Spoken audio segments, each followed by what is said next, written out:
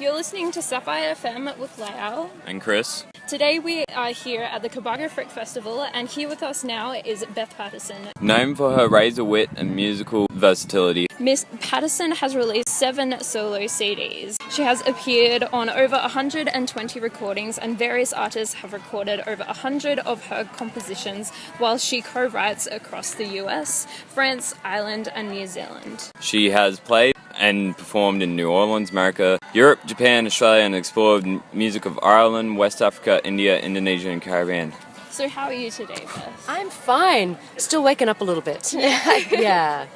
So, tell us about your time here, and have you performed at Cabargo before? Not the festival. I was doing a tour in 2014, just a 6-week tour of Australia, and played at the UN Folk Club, just right down the road. It was in the Cabargo Hotel, and loved it. So I was glad that I was not only going to be playing here, but it seems like a nice way to end the tour. I'm sad that the tour is coming to an end, even though I'm pretty road stupid by now. But yeah, I met some wonderful people when I was here in Cabargo on the previous tour, so it's nice to be here at the actual festival. Yeah. It's a very nice atmosphere. Yeah. So we can get an idea on how diverse you are. What are 2 songs that are completely different songs that you have by yourself? Well, I've got, for instance, I've got one that pretty much almost heavy metal on the recorded version of it, because I take out my electric bouzouki and I get some pretty heavy bass and drums on it, called Black Swan Rising. And on that particular album that on which I did it, I went straight into that from one that was really sparse with just cross-picked bouzouki, very sparse vocals, to show a very strong contrast. Because I'm all about contrast. It's keeping the contrast helps me to kind of stay alert, keeps me from getting too homogenized, and keeps me from all sounding the same. Yeah. So I'm always trying to push myself in as many directions as I can go.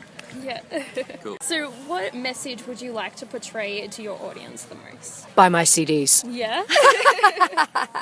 No, it's I don't know if I have a message so much as I'm just kind of getting up and doing my thing, because we're talking music that's been written over the span of about 25 years. And of course I don't have the same messages that I did even a year ago. And so it's all just a bunch of different snapshots that I invite people to share. And if they want to stick around and if they dig it, then so much the better. How do you deal with hecklers or things going wrong in your show? Hecklers, and it's more of a problem in the States than here in Australia, but the best way to do it is to try to work with it. It's almost like, I don't know if it's jiu-jitsu or judo, where you actually move with the attacker, which throws them off balance. So if somebody's, it was like, hey, I thought I told you to wait in the truck, or things like that. One time, I think it was in Nimbin, and some guy was trying to rush me along through the intro of one of my songs. I was trying to explain the story behind it. This guy was like, play it. And I'd only said a few words about it thus far. So I said, hang in there, big boy. There's some things that last more than 2 minutes. So the best way, and it's more effective because as a female performer, it's such a double-edged sword, because a guy can say, hey, shut up, man. And everybody's like, yeah. But, sometimes if a female performer is half that assertive, people are like, man, what a diva. So, I have to work the humor into it and just kind of make it part of the show. And then nothing to see, folks. Move along. Yeah. Moving with them throws them off balance because they don't know where to go after that. If they can't hurt me, that if I find it funny, then they don't know what to do after that. Yeah. So it unsettles them. It doesn't always work, but it works a lot of the time. What are some of your performances that you're most proud of? Here in Australia? Anywhere. Anywhere. Oh, gosh, so many. And they're not necessarily the most high-profile gigs, just the most memorable ones are the ones where everybody was just getting it and digging it, and we had a nice vibe. So, it can be anything from the Milwaukee Irish Festival, which is the largest Irish festival in the United States, to this small little gig that I did in Tassie, in St. Helens, where I just felt this warm connection with everybody. So it's not necessarily the most prestigious things, but the things that just kind of remain in my heart. Yeah. So you have received airplay in every continent, and soundtrack appearance include the motion picture One-Eyed King and Mike's Judge Near Max release extract. You have also completed a bachelor's degree in music therapy and have many more musical achievements. But what musical achievement would you say you're most proud of? That's a good question, and it's a hard question to answer because, there's so many little things like getting on the preliminary ballot for a Grammy. I don't know if it really counts as a Grammy nom because I wasn't on the top 4, but, getting that far was a nice little perk. Certainly one of the most challenging ones was for the movie Extract, because I was the least seasoned musician in the entire studio. We had some high-profile people. The filmmaker, Mike Judge, was in there.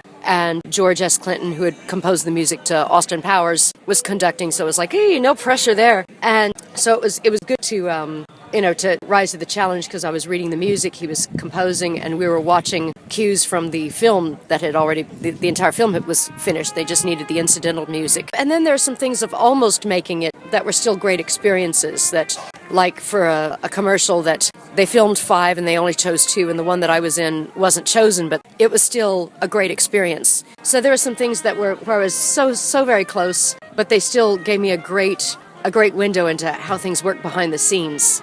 Yeah. What other musicians do you reckon have influenced you over the years from when you were younger to now? Well, it's been like, it's almost like I'm continuously adding things to my vocabulary. It's like you almost have to have a mind of a lyrebird. Just you keep incorporating everything into your vocabulary of sounds, and not saying that I'm going to start imitating chainsaws or kookaburras anytime soon. But, I like a lot of world music. I especially love Eastern European music, with the odd time signatures. I love a lot of progressive rock, which also has odd time signatures. And I'm always finding, so those are the 2 things that were a foundation for the style, but, it's also things that I've done, like having played Cajun music, and so that gets incorporated, so the heavy downbeat stuff. And really also draw influences from everybody I've played with. Sometimes it's influences learning what not to do, but I learn from everybody. So how important do you think image is for a musician? It's unfortunate that there is to some degree. I'm not crazy about that fact. It's like there are times that I would love to just roll out of bed and show up at a gig and not have to powder my nose. And there are restrictions, I have to think about it, because in a lot of times, not so much with folk music, but there are a lot of situations which unfortunately people can see better than they can listen. And although there are a lot of high-profile people who are starting to break that paradigm, so I'm glad to see that people are starting to focus more on the music. But it does sort of give me an incentive to take better care of myself and, try to stay remotely in shape. So on tours, I've spent most of these, a lot of this time behind the wheel of a car, but I can pull over and have a nice bushwalk and try to get my heart rate up and try to stay a little bit in shape. So it is important, because the thing is that we are a visual species. Even if it is all about the music, we all need visuals to help us assign, and strengthen our memory. A lot of times, even when we listen to music, without knowing anything, we assign visuals in our minds anyway. So if people are going to be visual anyway, then it's important to try to project visually what you represent on the inside. Yeah. All right, so the music industry has changed very drastically over the years, but what's something you really like about the music industry nowadays? Well, nowadays, I like the fact that we're no longer at the mercy of large labels, and with all the major radio stations, Clear Channel Radio in the States that sort of will tell you what you're supposed to listen to. Now, with so many things being so accessible with the internet, we get to choose, and we have more of a choice ever as to what we respond to.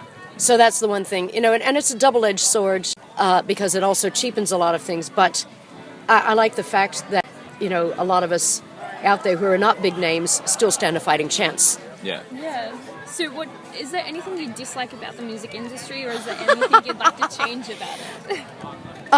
How many hours do you have? Oh, there are so many things. I mean, the thing is that, when you talk about the music business, music is really the adjective and business is the noun. And so that's something that not a lot of people realize. It's like, yes, first and foremost, it is a business. And I've had to deal with a lot of shonky radio promoters and club owners and contracts where people did not come through, things that have left me in the minus when I should have been able to put food on my table. Yeah, I mean, there are a lot of things about the music business. There's also a lot of, that a certain degree of insincerity, and it forces you to ask yourself, how much do you want to compromise about yourself? How much of your musical integrity are you willing to sacrifice? And there is no right or wrong answer. It just depends on what you value and how much you want to get exposed. And there's, I'm trying to say this without passing judgment, because there are people who have made those compromises, and they're driving cars that don't shed parts, unlike yours truly. And I haven't made those compromises, so I have to just be more, financially careful, shall we say. Okay, I'm poor. Buy my CDs. Just need to figure out a way to get the subliminal messages in between songs. Buy my CDs. Buy my CDs. Buy my CDs. Buy my CDs. Buy my CDs. So you were discussing some issues. What do you reckon was some of the biggest challenges you faced as a musician trying to start out and make it a career?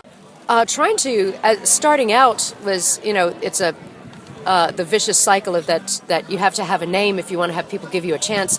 Well, how do you make a name? People have to give you a chance. It's this kind of thing. It's like, well, don't want to book her if nobody's ever heard of her. Well, how do you get heard of? You have to get booked. So it's really hard, and the thing is just to be belligerent as all hell.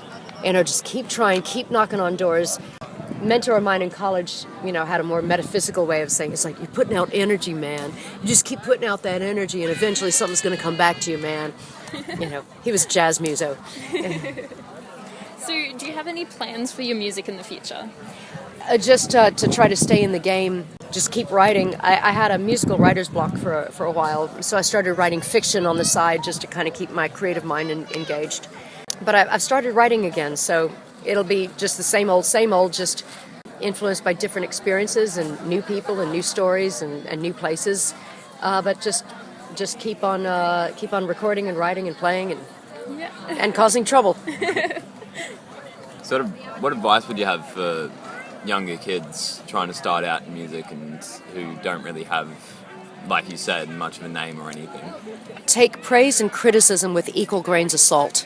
Try to always never forget who you are, and that's really, really important. I know that makes me sound like an old fart, but seriously, because too much praise will keep you from learning. Too much criticism will discourage you. Try to stay balanced, and be very careful about who you badmouth, because the muso getting a start, that you might scoff at might be, you might be the opening act the next time around.